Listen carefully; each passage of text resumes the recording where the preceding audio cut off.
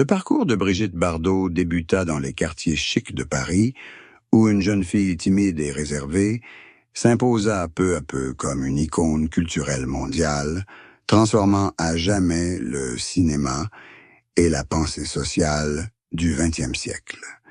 Née en 1944 dans une famille bourgeoise aisée, Brigitte grandit sous l'autorité stricte de son père, riche homme d'affaires, et de sa mère, passionnée d'art, dans un environnement où la discipline et une étiquette rigide étaient primordiales. Cette éducation familiale étouffante éveilla paradoxalement chez la jeune fille un esprit rebelle, l'amenant très tôt au ballet comme moyen de libérer son corps et son âme. Le tournant décisif de sa vie survint lorsqu'elle fit la couverture du magazine Elle à l'adolescence. Une beauté sans pareille, un mélange d'innocence et de charme envoûtant qui captiva immédiatement le réalisateur Roger Vadim. Dès ses premiers pas sur les avenues parisiennes, elle nourrissait l'ambition d'affirmer son indépendance, de s'affranchir des conventions sociales imposées aux femmes de l'époque. Sa carrière prit un tournant décisif lorsqu'elle quitta Paris pour la Côte d'Azur, où fut tourné le film « Et Dieu créa la femme », la transformant d'une jeune actrice en un phénomène mondial sous le nom de Bébé. Elle n'était pas seulement une star de cinéma, mais un véritable phénomène culturel, un symbole de liberté absolue auquel le monde aspirait. De Paris à Cannes, d'Hollywood aux villages de pêcheurs les plus reculés, le nom de Brigitte Bardot résonna comme une déclaration d'émancipation féminine, du droit de vivre authentiquement, au gré de ses instincts et de ses émotions. Ce parcours ne fut pas sans souffrance ni sacrifice, car elle dut troquer sa vie privée et sa tranquillité contre la quête effrénée de la célébrité. Cependant, malgré l'immense pression, Bardot conserva l'essence même de la fière parisienne, ne cédant jamais aux préjugés ni aux dictats des cinéastes. Elle traversa les décennies les plus glorieuses de l'histoire du divertissement, avec une attitude à la fois insouciante et authentique, transformant chaque pas, chaque coiffure et chaque mot en un héritage culturel immortel. Son parcours, d'une jeune fille à lunettes et appareil dentaire dans un appartement du 16e arrondissement de Paris, à une légende mondiale vénérée comme une déesse, témoigne du pouvoir de la différence et du courage de tracer sa propre voie. Le passage des contraintes de la haute société à l'immensité de la célébrité internationale a forgé une Bardot à la fois déterminée et incroyablement fragile. En se penchant sur sa vie, on découvre un destin tissé de brillantes contradictions. Une timidité initiale, suivie d'une fougue communicative, un désir d'amour et un choix de solitude. Son parcours est une épopée de liberté, un témoignage de la façon dont un individu peut changer une époque simplement en restant fidèle à lui-même. Et au final, lorsque les projecteurs s'éteignent, elle demeure Brigitte de Paris, sincère, rebelle et à jamais indomptable. La carrière de Brigitte Bardot est un phénomène unique dans l'histoire du cinéma mondial, une combinaison de talents innés et d'un charisme naturel inimitable, faisant d'elle la seule femme capable de captiver les spectateurs du monde entier d'un seul regard. Son charme ne réside pas dans une technique d'actrice académique, mais dans une authenticité brute et sans farde, où la frontière entre le personnage et elle-même semble totalement s'estomper à l'écran. En plus de 20 ans d'activité artistique, elle a joué dans plus de 40 films, mais plus que la quantité, c'est la qualité de sa présence dans chaque plan qui importe. Avec des classiques comme Le Mépris de Jean-Luc Godard et La Vérité d'Henri-Georges Clouzot, Bardot a prouvé au monde qu'elle n'était pas seulement un beau visage en couverture de magazine, mais aussi une actrice capable de dépeindre les profondeurs les plus sombres et les plus complexes de l'âme humaine. Son charme irremplaçable résidait également dans son utilisation de son corps comme langage de liberté. Elle marchait pieds nus dans les rues, dansait avec fougue lors des banquets et portait des bikinis alors tabous, les transformant en symboles de modernité. Elle fut le premier modèle pour la statue de Marianne, symbole de la République française, un honneur qui confirma son statut, bien au-delà du monde du spectacle, pour l'inscrire dans l'identité nationale. Sa carrière était également intimement liée à la musique, où sa voix à la fois coquette et envoûtante, associée à celle de Serge Gainsbourg, a donné naissance à des enregistrements intemporels qui ont conquis des millions de cœurs. Le pouvoir de fascination de Bardot était tel que le terme « bardolâtrie » fut inventé pour décrire l'adoration que lui portait le public. Les réalisateurs les plus renommés de l'époque rêvaient de travailler avec elle, sachant que la simple présence de son nom sur une affiche suffisait à garantir le succès de n'importe quel projet. Cependant, ce pouvoir de fascination s'accompagnait aussi d'un fardeau immense. Harcelée sans relâche par les médias et les paparazzis, elle sublimait chacune de ses apparitions publiques en un véritable spectacle. Bardot a redéfini la sensualité, non pas une ostentation artificielle, mais une liberté naturelle, une beauté sans effort, qui devint par la suite l'idéal de la femme française. Son héritage ne se limite pas aux récompenses et aux recettes du box-office. Il réside aussi dans le fait qu'elle a ouvert la voie à des générations d'actrices, les encourageant à exprimer leur indépendance et leur affirmation de soi. Lorsqu'elle décida de tout quitter en 1973, le monde fut stupéfait de réaliser qu'il n'y aurait jamais de seconde Bardot, que personne ne pourrait remplacer sa façon de froncer le nez, son sourire, ni sa démarche empreinte de cette fierté instinctive. Sa carrière fut comme une étoile filante dans le ciel du cinéma. Bien que brève, elle laissa une empreinte indélébile qui perdura des siècles, liant à jamais le nom de Brigitte Bardot à un âge d'or de l'art et à une liberté absolue dont l'humanité se souviendra toujours lorsqu'elle évoquera les valeurs originelles de la beauté. La vie privée de Brigitte Bardot était un labyrinthe de désirs passionnés, de profondes blessures émotionnelles et d'une quête d'une tranquillité absolue auprès d'êtres qu'elle croyait plus loyaux que les humains, loin du monde des hommes. Derrière l'image d'une femme désirée par le monde se cachait une âme aspirante au véritable amour, mais souvent confrontée à la trahison et à l'exploitation. Elle a connu 4 mariages officiels et des dizaines d'histoires d'amour célèbres, mais chaque chapitre de sa vie sentimentale portait son lot de tragédies. Avec Roger Vadim, c'est l'innocence instrumentalisée pour la gloire. Avec Jacques Charrier, c'est l'étouffement du mariage traditionnel qui l'a conduite à la douloureuse perte de la garde de son fils unique, une cicatrice psychologique qui l'a marquée à jamais. Ses relations avec Jean-Louis Trintignant et Serge Gainsbourg, bien qu'inspirantes, n'ont été que des havres de paix temporaires pour un cœur toujours instable et réticent à l'engagement. Sa vie privée était constamment scrutée par l'opinion publique, où chaque histoire d'amour, chaque rupture était disséquée et jugée comme un spectacle, la rendant de plus en plus amère et lui faisant perdre foi en l'amour.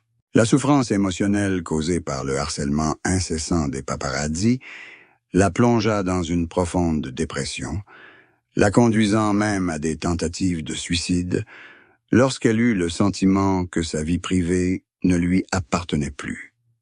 Pour Bardot, l'amour était un dévouement total, mais aussi une source de destruction. La douleur était le prix à payer pour sa beauté et son immense célébrité. Et finalement, le départ fut son seul salut. Elle choisit de quitter les soirées mondaines parisiennes, de se détourner des promesses vaines des hommes et de se retirer à Saint-Tropez, où elle mena une vie discrète derrière les hauts murs de sa propriété de la Madrague. Ce retrait symbolise une purification spirituelle, où elle commence à se fermer au monde, consacrant tout son amour aux animaux, des créatures qui ne la trompent ni ne la jugent. Le secret qui entoure sa vie privée durant ces années de réclusion est un silence puissant où seuls ses compagnons à quatre pattes sont témoins des moments les plus vulnérables d'une légende. Bardot apprit à s'aimer en se distanciant des attentes du monde, un choix douloureux mais nécessaire pour préserver les derniers vestiges de lumière en son âme. Son choix de se retirer du monde n'est pas une fuite lâche, mais un acte courageux d'une femme qui a suffisamment goûté à l'amertume de la célébrité pour comprendre que le vrai bonheur n'existe que lorsqu'on n'est plus sous le regard du monde. Sa vie fut une leçon de lâcher prise. Amour passionné, souffrance profonde, et finalement tout quitter pour être elle-même dans la solitude sacrée et la tranquillité de la mer d'azur provençale. Brigitte Bardot a passé ses vieux jours dans la quiétude de sa propriété de la Madrague, où elle a fait des choix personnels fermes, témoignant de la force extraordinaire d'une femme qui n'a jamais cédé aux lois du temps ni aux pressions de sa gloire passée. Au lieu de s'accrocher à la jeunesse par la chirurgie esthétique ou de multiplier les apparitions télévisées pour raviver sa gloire, Bardot a choisi de vieillir avec authenticité, avec ses rides et ses cheveux grisonnants. Elle acceptait ses imperfections physiques, ses douleurs articulaires et sa santé déclinante comme des étapes inévitables de la vie, vivant simplement parmi ces animaux dans ce qu'elle appelait son dernier bastion de liberté. Son choix de préserver sa vie privée était absolu. Elle refusait la plupart des demandes d'interview, ne participait pas aux événements cinématographiques et limitait ses contacts avec le monde extérieur, sauf pour la protection des animaux au sein de la fondation qui porte son nom. Pour elle, la vieillesse n'est pas un déclin, mais une purification, période durant laquelle elle consacre une grande partie de son temps à écrire des lettres, à militer pour des causes humanitaires et à prendre soin de chiens, de chats et de chevaux abandonnés. Sa vie privée est jalousement préservée par des proches, faisant de la Madrague un havre de paix au cœur d'un Saint-Tropez de plus en plus agité et commercialisé. Nombreux sont les admirateurs et les journalistes qui s'efforcent encore de la photographier dans ces dernières années, mais elle répond toujours par un silence méprisant à cette curiosité déplacée. Ce choix révèle une mentalité progressiste. Sa beauté ne lui est due en rien et elle a le droit de vieillir en paix. Elle trouve la joie dans les choses simples, comme le soleil matinal sur la terrasse, les cris des animaux qu'elle a sauvés et le calme absolu, loin des flashs des appareils photo. Cependant, la vieillesse lui apporte aussi une profonde tristesse, car elle voit disparaître ses contemporains, se sentant comme la dernière témoin d'une époque révolue. Néanmoins, Elle conserve son esprit rebelle à travers des prises de position incisives, parfois controversées, sur les questions de société, prouvant que, même avec un corps affaibli, son esprit reste une force combative. Le respect de sa vie privée fut son dernier cadeau, une façon de préserver intacte la légende de Bardot dans la mémoire collective, tout en menant une vie de femme ordinaire et compatissante. La vieillesse de Bardot témoigne que le bonheur ne réside pas dans le nombre de personnes qui l'admirent, mais dans la paix intérieure que l'on trouve après avoir traversé les tempêtes d'une vie faite de bouleversements et de triomphes éclatants. Pour Brigitte Bardot et ses proches, son dernier refuge n'était pas qu'un simple lieu géographique, mais revêtait une profonde signification spirituelle, intimement liée à toute sa vie et à son salut. Le domaine de la Madrague à Saint-Tropez.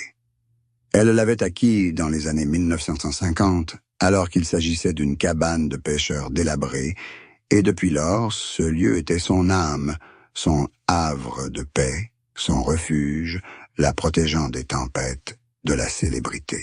La signification de ce lieu réside dans son lien absolu avec la nature, où le doux clapotis des vagues méditerranéennes et la verdure des pins créent un espace hors du temps, à l'abri des excès du monde.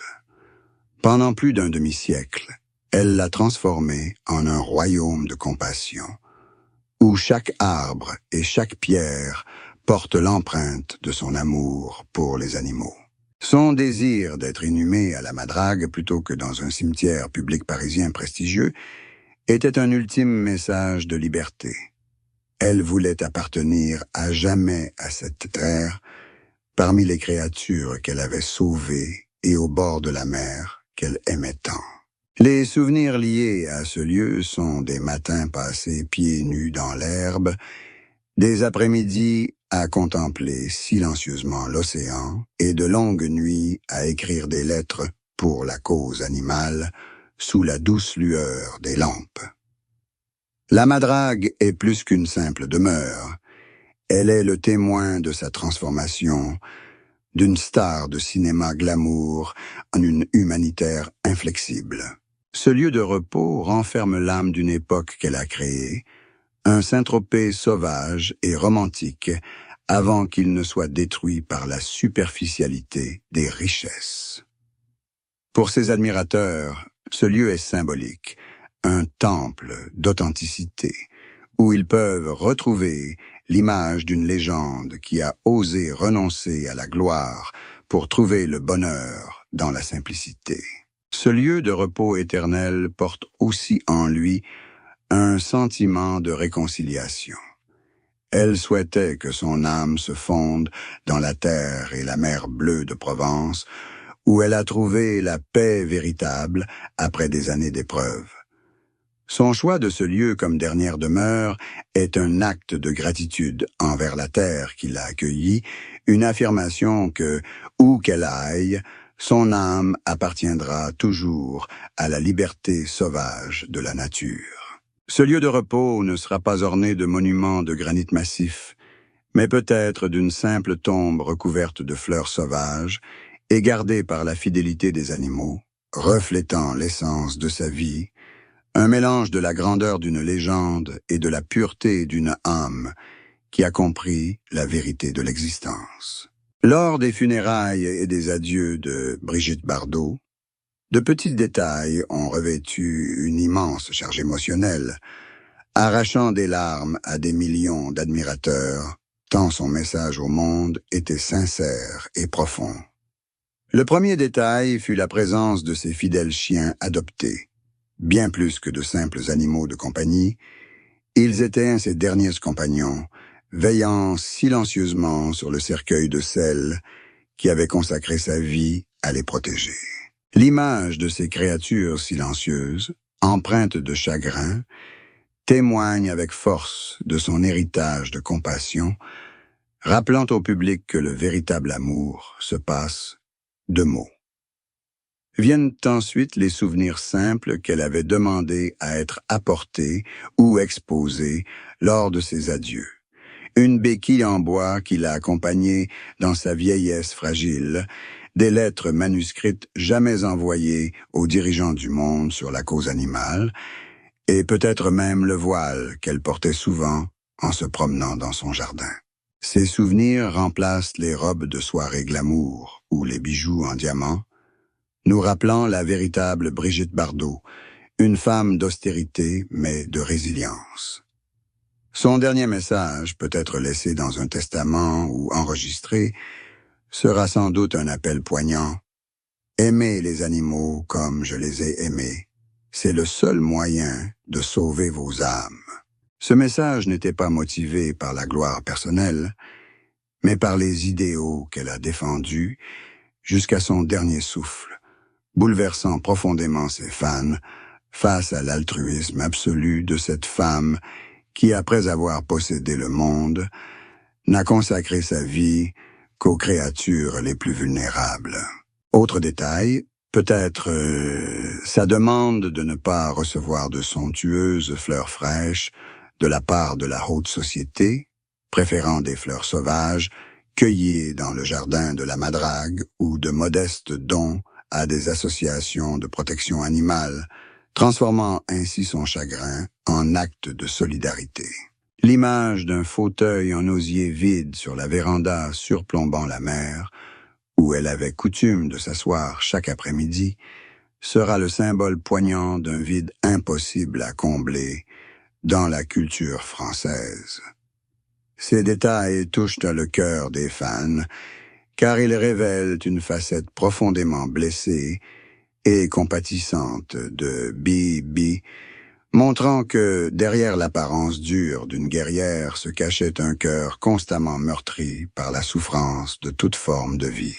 Les adieux n'avaient rien d'un enterrement de célébrité fastueux, mais plutôt l'atmosphère d'une séparation entre vieux amis, où les souvenirs de sourires radieux de jeunesse se mêlaient au respect pour une vieille dame bienveillante, créant un moment de vérité et de gratitude infinie.